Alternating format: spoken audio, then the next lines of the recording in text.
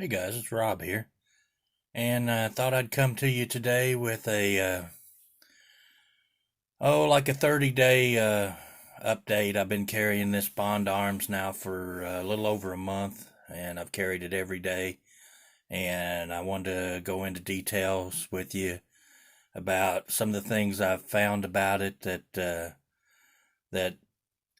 have that I've done or found to try and make it a better everyday carry option. Um, and of course, in a other video I had done, I discussed how I had removed the trigger guard, and this gun is unloaded.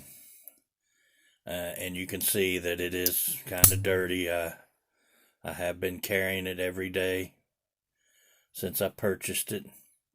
So, uh, but I did discuss in another video how I removed the trigger guard, and what this does is allow, if you pull straight back on this trigger, you have to push kind of down. So I found that it's best if you remove the trigger guard, you can put your finger down lower on the trigger and push on the tip of the trigger, and that gives you a better trigger pull.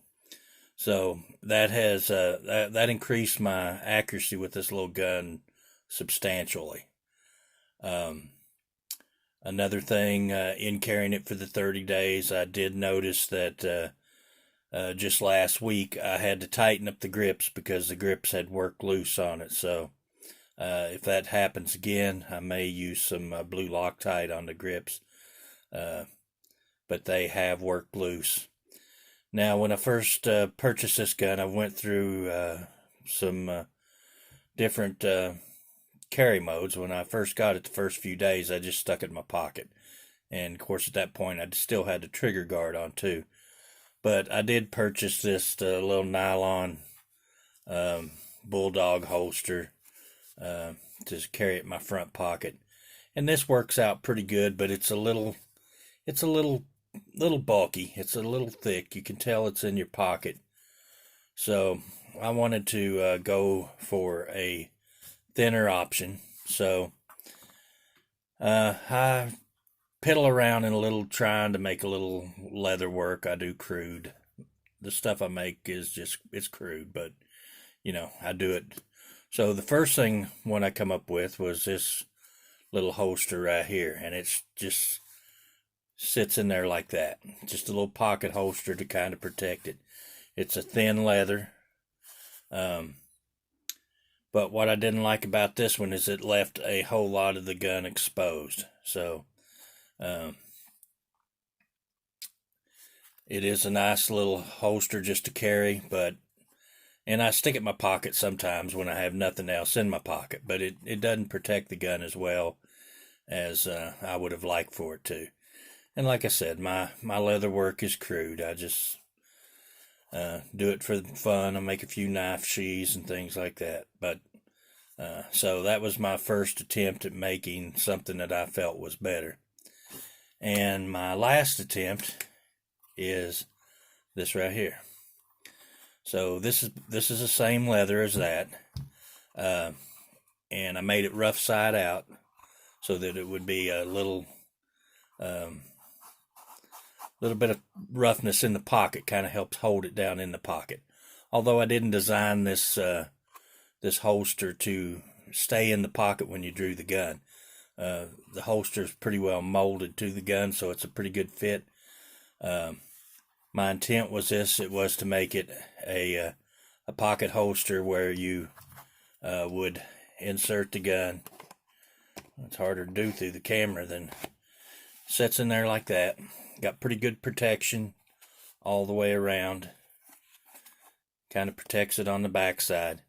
But when you pull the gun out, you grasp the grip and you rip it away. And that was my kind of thinking on this holster. So far, and I hardened the leather to give it a good stiff, so it's not going to collapse in your pocket. Doesn't really print that bad. So that's kind of my holster evolution that I've come up with, and this is based on this holster here. But as you can see, they're reverse of each other. because when you put this one in your pocket, it put uh,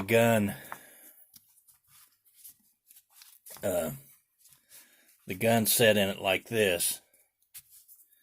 And another thing I didn't like is you had to fidget with that.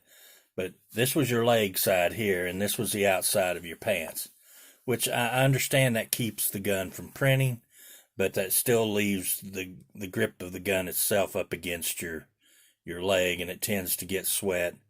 I've noticed my screw in there has some rust on it due to perspiration. So I thought, I would rather have it just the opposite. So the new one I made is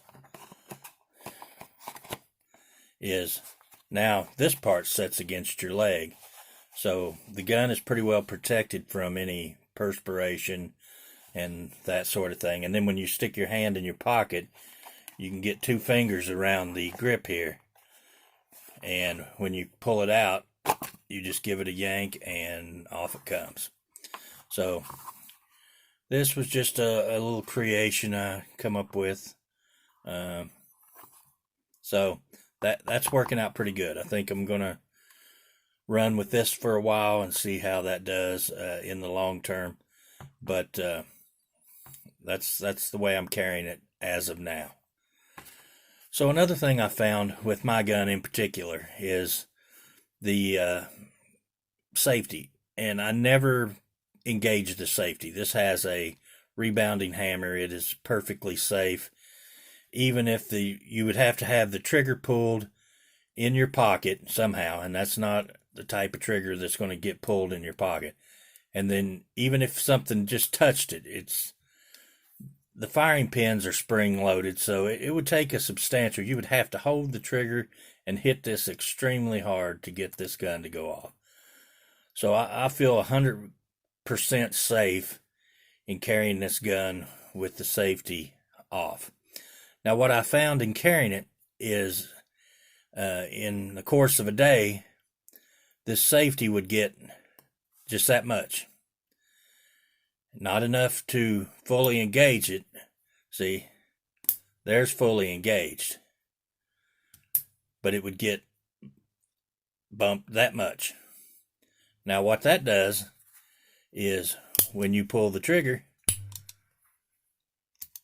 your hammer hits that. Sometimes it kind of pushes it out of the way. But in my opinion, that could cause an issue. See, it hit it right there. So see, it's blocking the hammer, and that's not fully engaged. There's fully engaged. So in the course of a day, that was getting bumped just enough in my pocket that it was causing a situation of that. So had I needed this gun and that got pushed, I'd have been out of luck.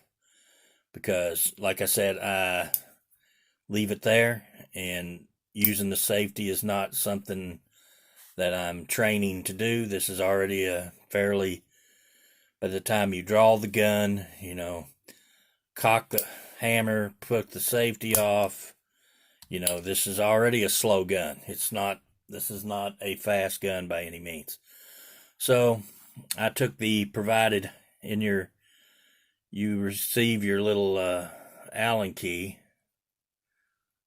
Well, that's hard to do. But what I did was I tightened this down, and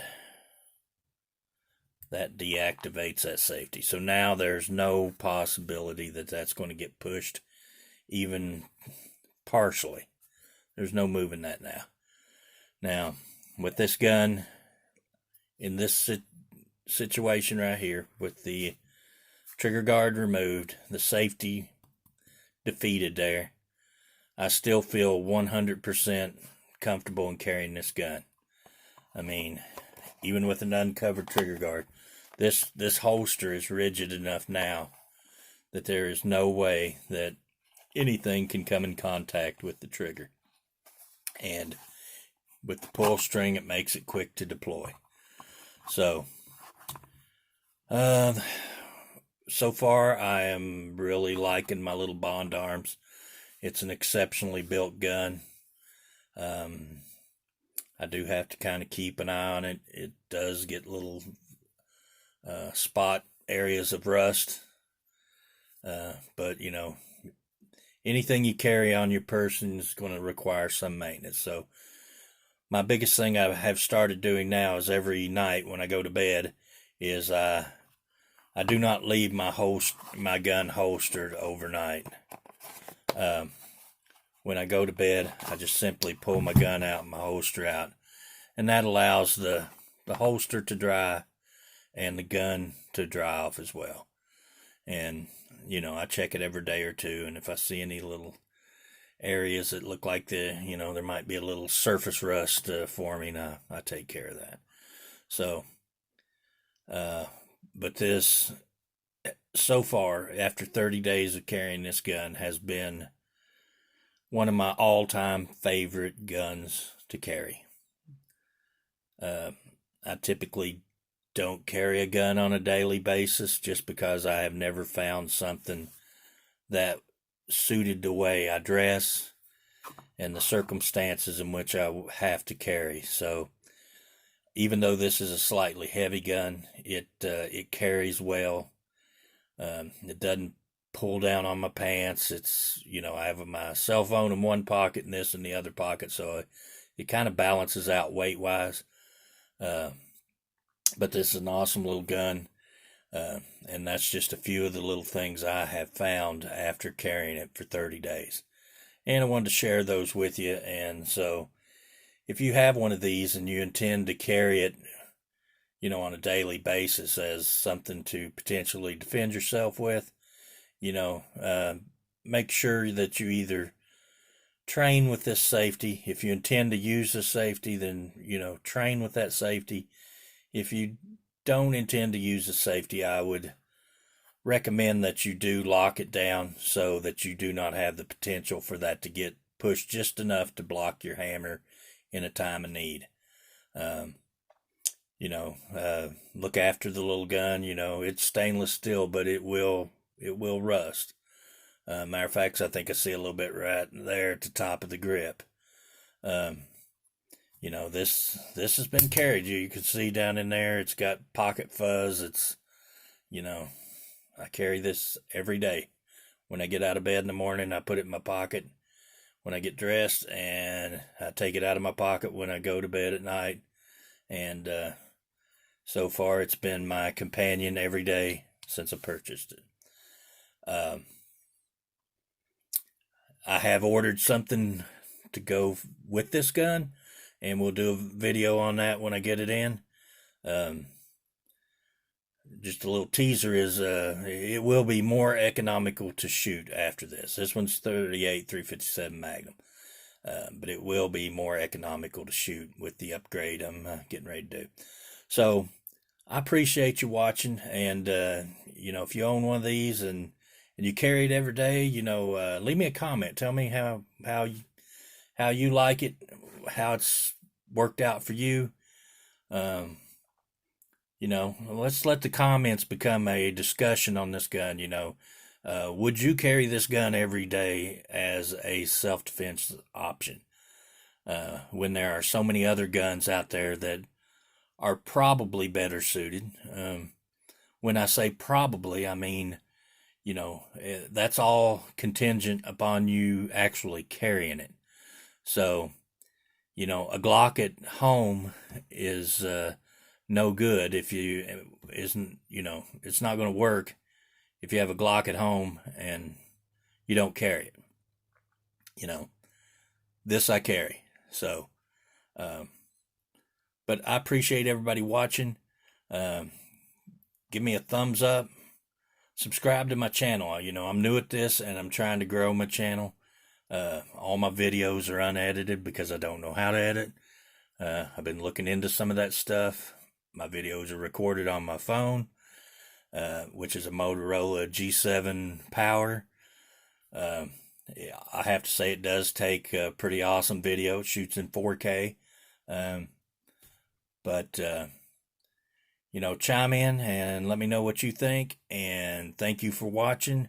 I appreciate each and every one of you. And until the next video, bye.